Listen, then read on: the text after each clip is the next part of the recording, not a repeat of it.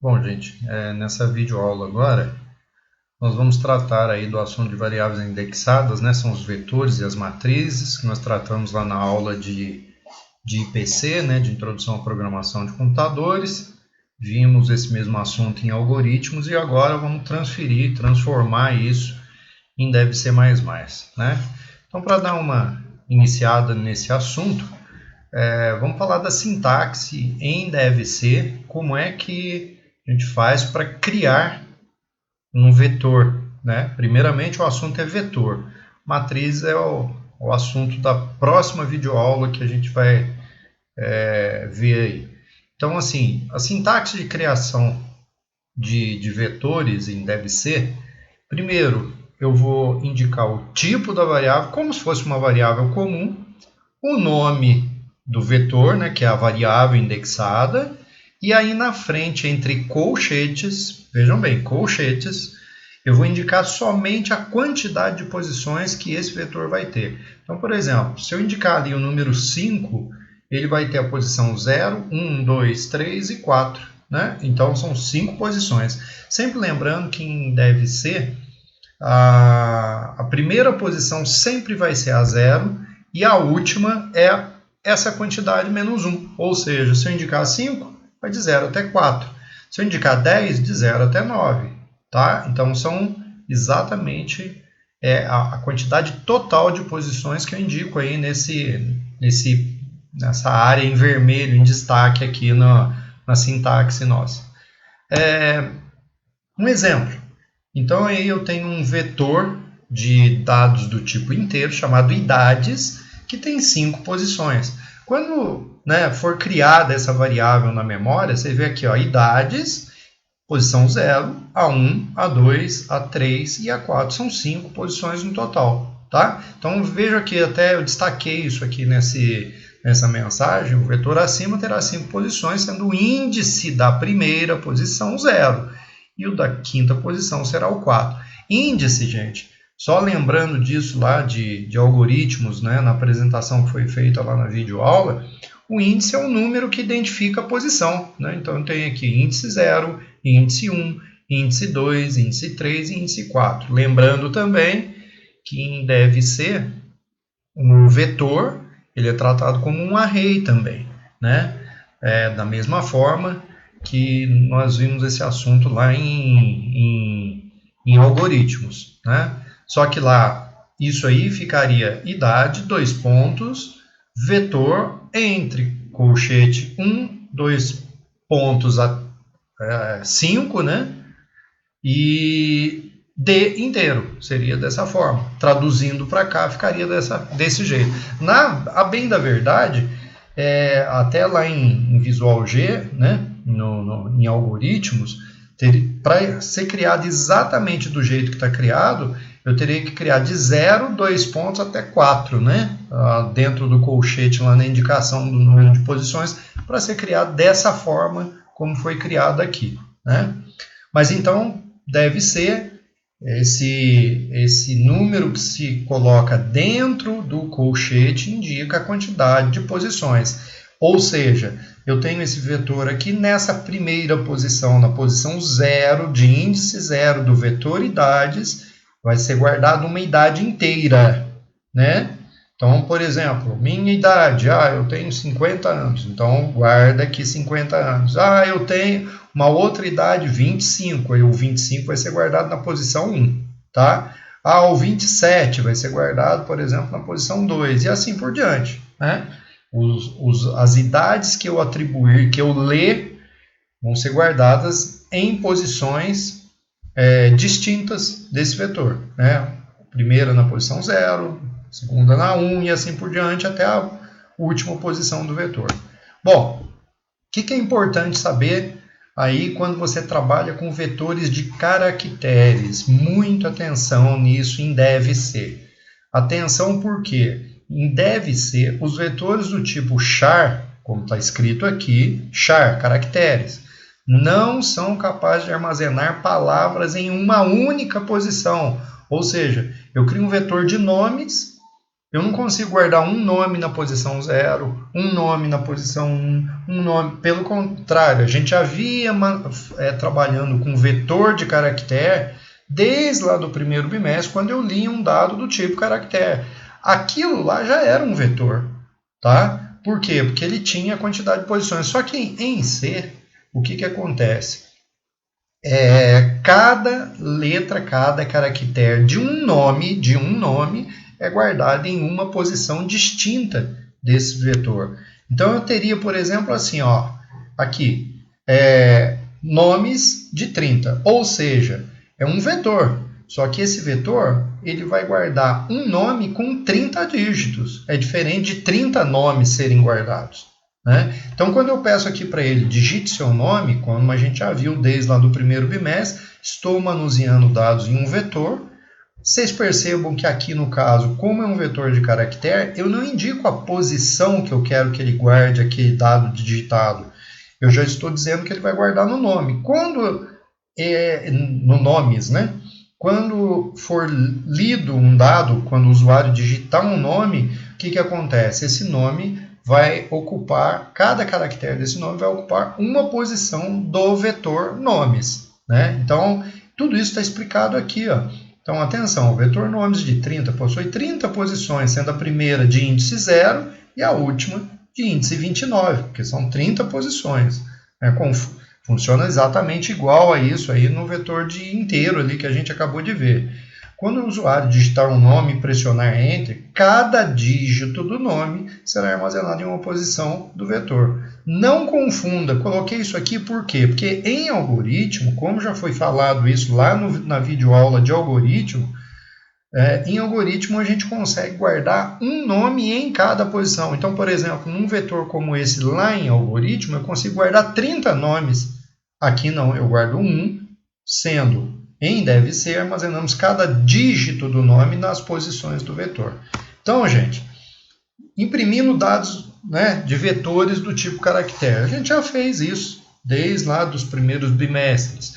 Eu tenho, aliás, aqui tem até um errozinho aqui, vou consertar aqui, ó. Nesse caso aqui é nomes, né? Eu tinha digitado aqui no singular. Então eu tenho aqui, ó, char nomes de 30. Aqui eu leio nomes, ou seja, eu não ponho a posição que eu vou ler desse vetor no caso de caracteres.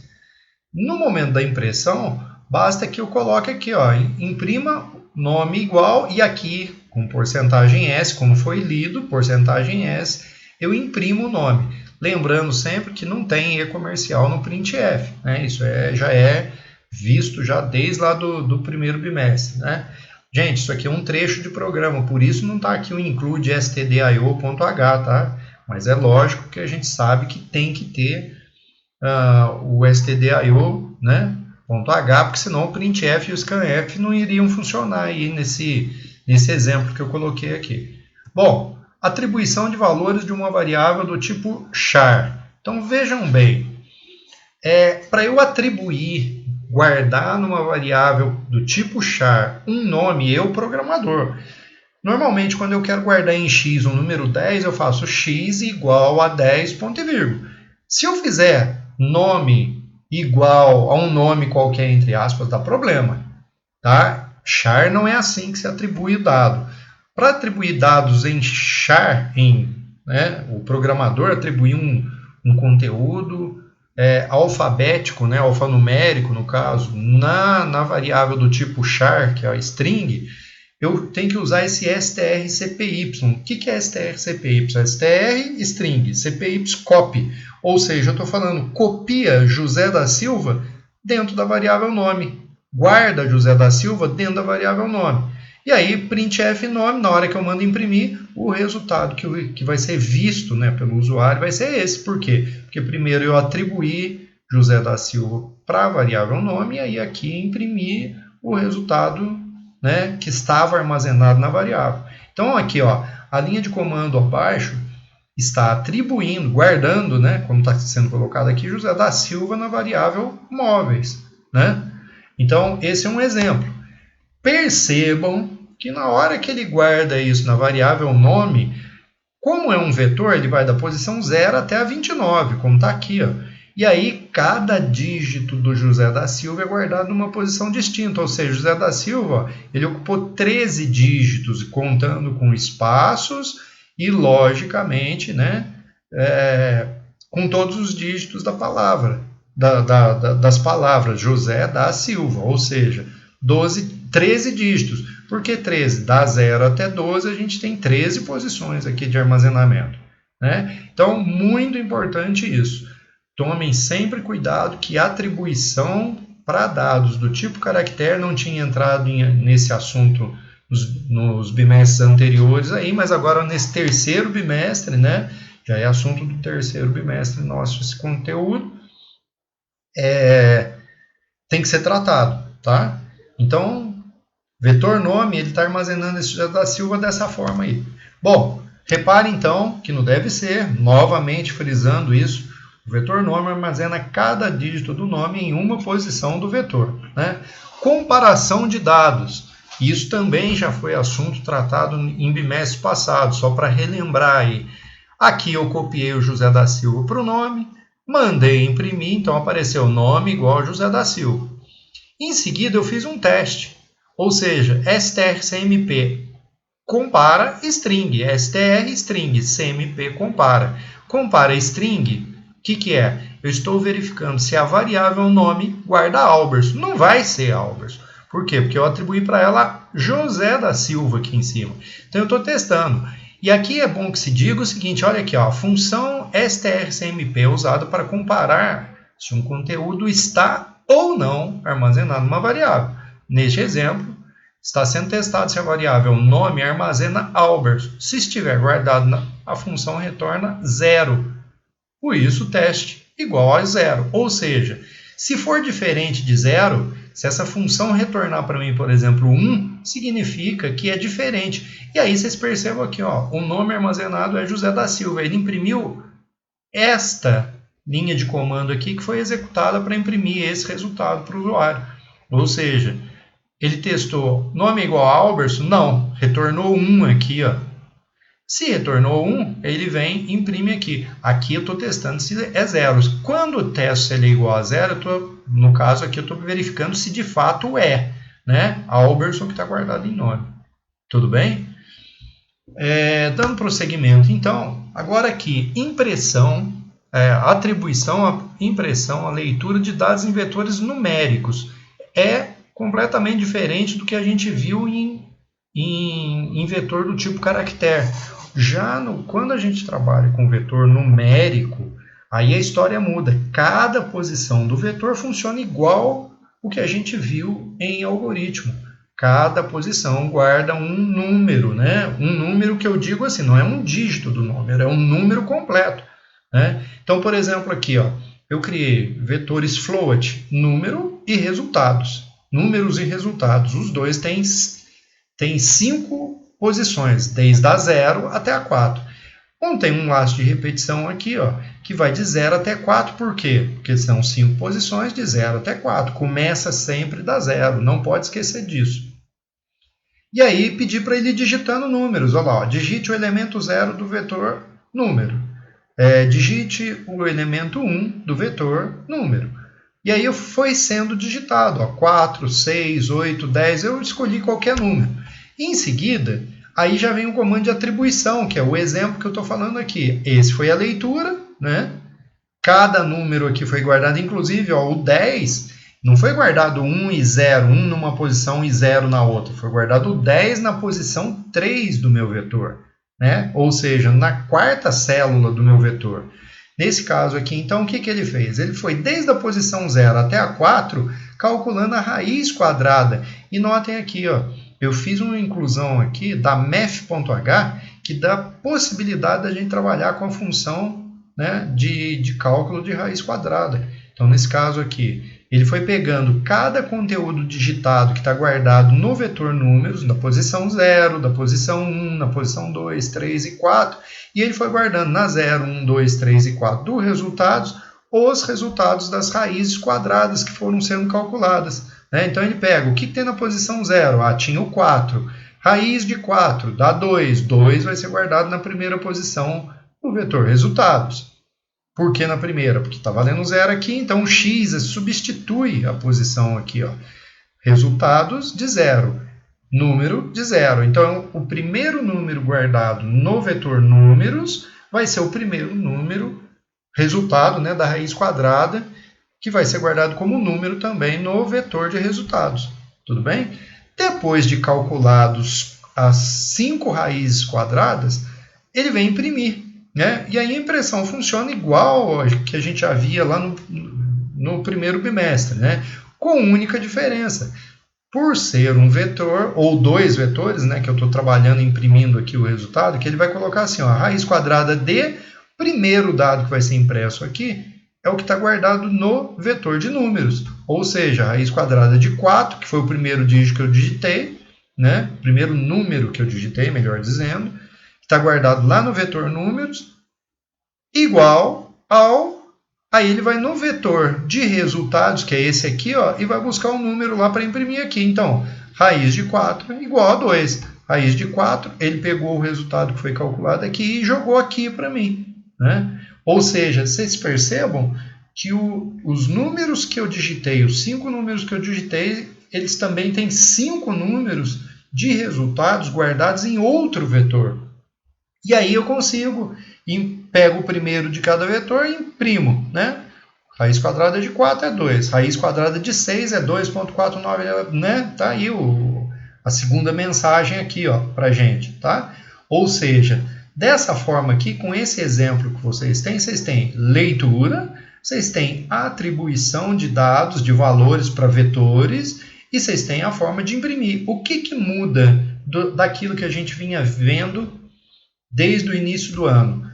Que toda vez que a gente trabalha com vetor, né, com variável indexada, eu tenho que informar o índice que eu estou trabalhando aqui.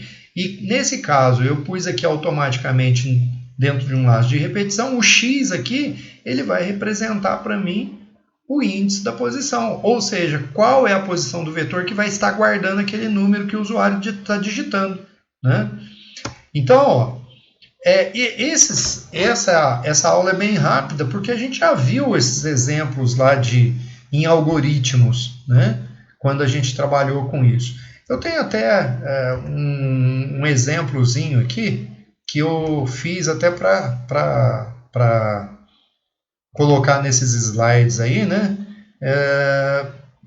Deixa eu ver aqui qual deles que era. Acho que é esse char que está aqui. Aí, ó. Esse aqui é o exemplo da raiz quadrada lá. Né? Então, vamos ver como é que ele roda esse projeto aqui, então. Então, se eu mandar executar e compilar aqui, ó, vejam bem, olha aqui, ó, aqui está aquela mensagem que aparecia lá, lá no slide nosso lá. Então, o que ele faz aqui? Ó?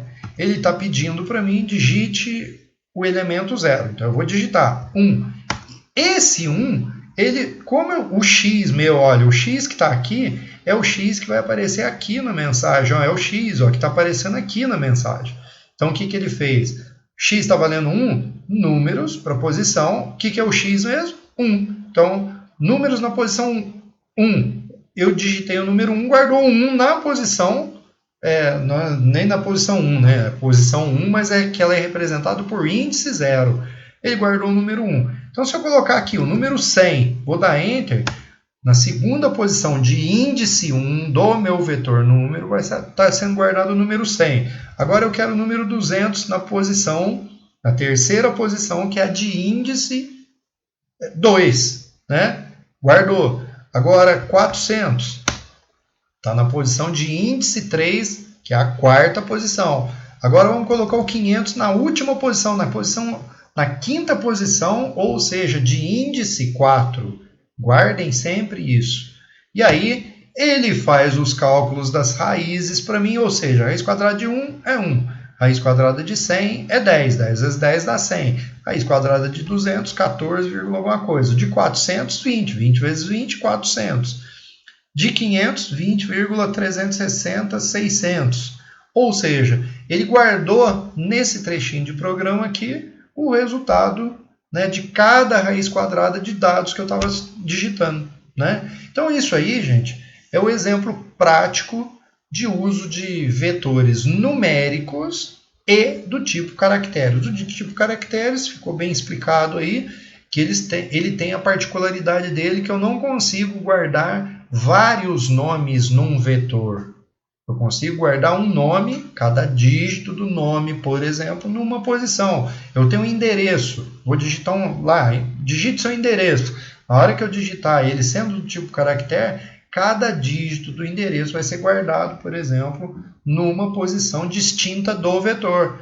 Né? Eu não vou ter 20, 30 endereços, eu vou ter um endereço, cada dígito, numa posição. Certo? Espero que tenha ficado claro isso daí. Essa aula é bem mais rápida aí, né? E a gente vê isso na prática aí, com alguns outros exemplos a mais, nas aulas já dessa próxima semana. Tá bom? Bons estudos e a gente, logo eu também já vou soltar as listas de exercícios do terceiro bimestre. Ou seja, esse é o ponto inicial da matéria do terceiro bimestre, na matéria de linguagem estruturada. Tá bom, gente?